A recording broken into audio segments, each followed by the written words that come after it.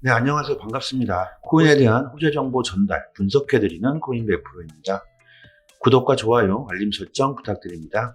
며칠 전 제레미 호건 변호사가 리플 소송과 관련된 마지막 영상을 올렸는데요. 내용들을 자세하게 설명드리도록 하겠습니다. 이번 영상은 제레미 호건 변호사가 리플 소송에 대한 결과를 예측하는 영상을 올려줬고, 가능성이 크게 보면 승소, 패소, 그리고 합의 이렇게 있을 수 있는데, 제레미 호건 변호사가 예측하고 있는 결과는 승소, 패소, 그리고 판결이 나지 않을 가능성에 대해서 얘기를 하고 있습니다.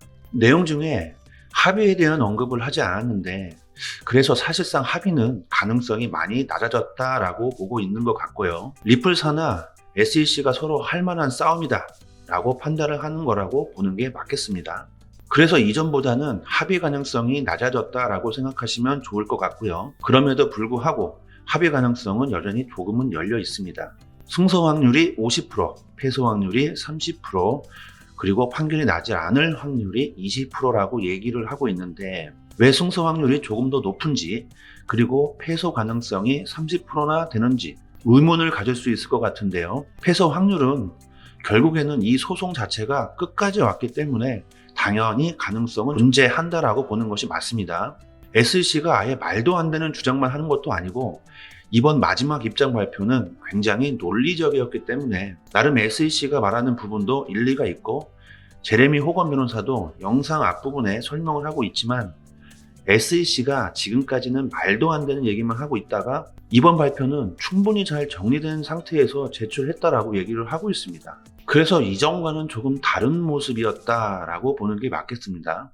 이제 승소 확률이 조금 높다라고 보는 이유에 대해서 설명을 드릴 텐데, 지금 소송에서 가장 중요한 두 가지 안건이 증권 여부, 그리고 공정고지 여부입니다.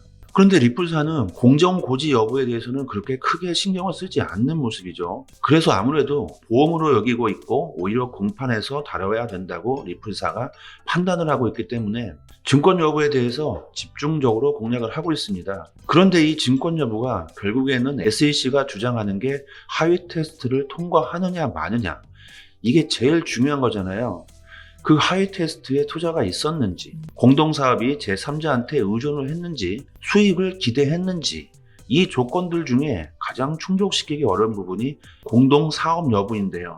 왜냐하면 주식은 어떻게 활용할 수 있는 부분이 없기 때문에 코인을 증권처럼, 주식처럼 똑같이 대입하는 것 자체가 말도 안 되는 일이고, 새로운 자산이기 때문에 새로운 법을 적용해야 되는 것이 맞지만, 지금 SEC 입장에서는 그 법이 존재하지 않기 때문에 주식과 관련된 법을 적용시키고 있는 것입니다. 그래서 공동사업 여부를 증명시키기가 상당히 어려운 것이고, SRP를 보유한다고 해서 리플사 지분을 얻는 것이 아니기 때문인 것이죠. 두 번째로는 SRP 레저가 판매 이전에 생성되었기 때문에 공동사업 여부를 증명하기가 어렵다는 것입니다. 이더리움 같은 경우에는 ICO를 진행했기 때문에 이것은 증권으로 보는 것이 맞지 않느냐, 이렇게 사람들이 얘기를 하고 있는데, 그 이유 자체가 투자금을 받아서 이더리움이라는 네트워크를 생성했기 때문입니다. 그런데 리플사 같은 경우에는 SRP 레저가 모두 완성된 상태에서 SRP를 판매했기 때문에 그 차이점이 크다라고 보는 것이 맞겠고요.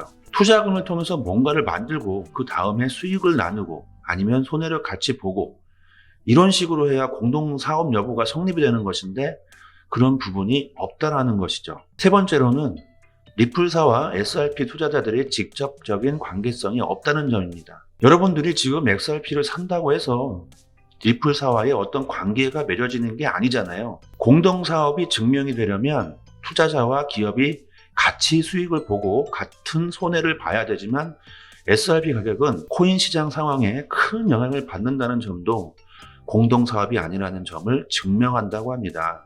그래서 결국에 지금 이 상황에서는 SEC 전문가들도 인정을 한 상황이고, 초반에는 SRP가 이래저래해 리플사가 이렇게 했을 때 SRP 가격이 떨어졌다, 이렇게 얘기를 했지만 결국엔 반박을 당하고, 전문가 본인도 SEC가 고용한 전문가였지만 아닌 것 같다고, 오히려 코인 시장에 영향을 더 많이 받는 것 같다라고 인정을 했습니다. 그래서 공동사업 여부가 여기서도 성립이 되지 않는 것이죠. 마지막으로는 리플사의 존재 자체를 모르는 상태에서 SRP 투자를 한 사람들이 많다는 점입니다. 리플사의 존재를 알고 투자를 했어야 되는데 그러지 않았던 사람들도 정말 많다라고 보시면 될 것 같고, 그리고 다음으론 조금 걱정이 되는 부분은 이제 어느 정도 트윗이나 아니면 영상들을 통해서 리플사가 이렇게 해가지고 성장을 하게 되면 SRP 가격이 오를 것이다 라고 얘기를 했다는 점인데, 영상에서 SRP 가격이 오를 것이다 라고 얘기를 했었습니다. 그리고 데이비드 쇼츠 본인도 트위터를 통해서 이렇게 하면 XRP 가격이 이렇게까지 올라갈 수도 있다 라는 식으로 발언을 했었잖아요. 자, 근데 하지만 모든 SRP 투자자들이 이런 영상을 보고 SRP를 구입했다는 것을 증명해야 된다고 합니다. 그래야 이제 제3자에 의존하여 수익을 기대했다고 주장을 할 수 있는 것인데, 모든 SRP 투자자들이 그 영상을 보고 구매를 했다는 것을 증명하기에는 굉장히 어려운 것 같은데, 그런 부분 때문에 어느 정도 리플사가 유리하다라고 지금 얘기를 하고 있습니다. 두 번째로는 투자 계약서인데요. 이전 리플사의 입장 발표를 보면 이 부분을 굉장히 강조를 많이 했습니다. 투자 계약서가 존재하지 않는데 도대체 어떻게 우리가 증권을 판매한 것이냐, 이렇게 얘기를 하고 있었는데요. 그래서 하위 테스트를 통과하기 위해서는 투자 계약서의 존재 유무가 굉장히 중요합니다. SEC는 투자 계약서가 존재한다고 하고 SRP는 그런 게 전혀 없다라고 얘기를 하고 있는 상황인데요.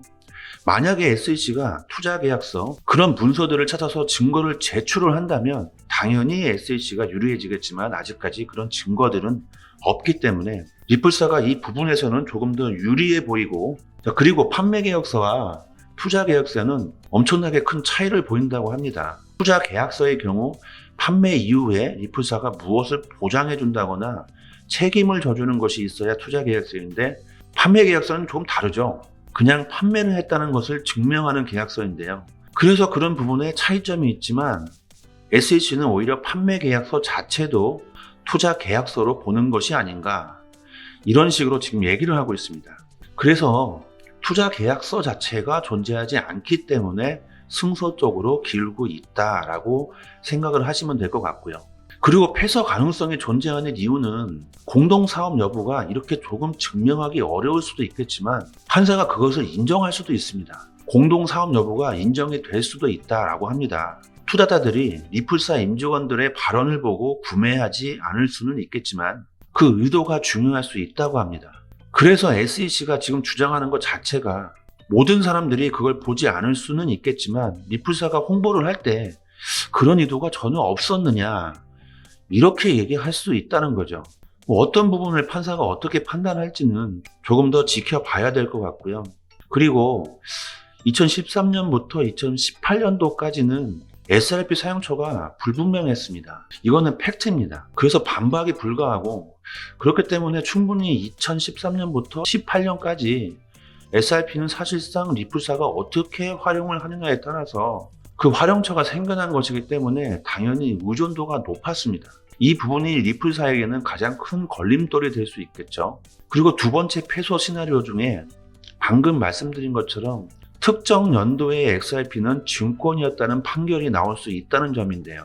이런 판결이 나오게 되면 애초에 패소 판결이라는 겁니다. 그러니까 지금까지는 합의를 하면 이렇게 합의를 할 수도 있다 였는데, 합의 가능성이 낮아지다 보니까 충분히 판사가 2013년부터 18년도까지는 리플사가 판매한 SRP가 미등록 증권 형식으로 보이는데 이후에는 SRP 활용처가 생겨났기 때문에 무죄다, 이런 식으로 판결이 날 수 있다는 점이죠. 언제까지는 증권이었고 그 이후에는 무죄다, 뭐 이렇게요. 그런데 그거 자체만으로도 이제 결국에는 벌금을 내는 거잖아요. 벌금을 내는 것이기 때문에 합의금이 아니라 벌금이기 때문에 이것이 패소로 결론이 나는 겁니다. 그래서 이런 식의 패소도 가능성이 있다는 것이죠. 그런데 제레미 호건 변호사가 판단하기에는 그럴 가능성이 상당히 낮다라고 말하고 있고, 그 이유가 리플사가 XRP를 판매할 때 미국에서만 판매한 것이 아니고 개인들에게만도 판매한 것이 아니었습니다. 아주 다양하게 거래소, 개인, 기관, 외국 거래소 뭐 이렇게 판매를 진행했기 때문에 그 부분들을 다 일일이 판사가 정렬하고 판결을 내리기가 상당히 어렵잖아요. 그래서 어쩌면 그냥 그런 식으로 좀 애매한 솔로몬의 판결처럼 둘 다 이기는 상황을 만들 가능성은 낮다라고 보는 것 같습니다.